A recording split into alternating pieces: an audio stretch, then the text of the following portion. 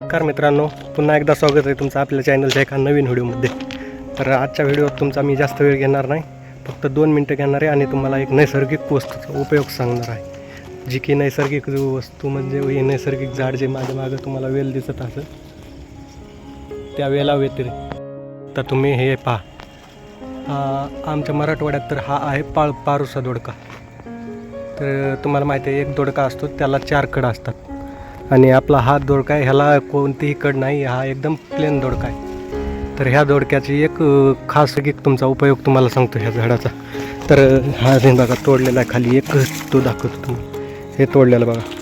तर तुम्ही आंघोळ करण्यासाठी एक हे उपयोग करतात, काय म्हणतात, अंग घासण्यासाठी, अंगावरचा मळ काढण्यासाठी एक प्लॅस्टिकचं वस्तू विकत घेतात.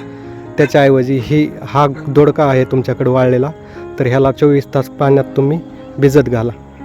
तर हा भिजत घातला 24 तासांनी, ह्याला काढा आणि हे एकदम मुलायम होऊन जाईल ह्याची चीज.